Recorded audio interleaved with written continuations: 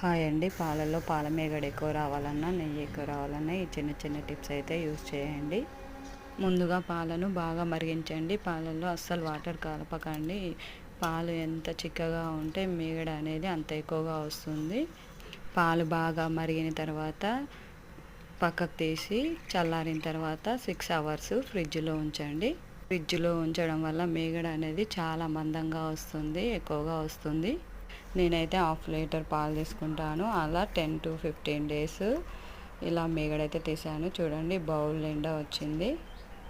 ఇలా వచ్చిన మీగడని ఒక మిక్సీ జార్లోకి తీసుకొని కొంచెం వాటర్ పోసేసి ఇలా మెత్తగా గ్రైండ్ చేయండి. తర్వాత వేరే గిన్నెలోకి వాటర్ తీసేసుకొని పైన వచ్చిన మీగడంతా తీసుకొని బాగా మరిగిస్తే ఇలా నెయ్యి అయితే వస్తుందండి. ఇంట్లోనే ఈజీగా నెయ్యి అయితే తయారు చేసుకోవచ్చు. నచ్చితే లైక్ చేయండి, ఛానల్ని సబ్స్క్రైబ్ చేయండి, సపోర్ట్ చేయండి.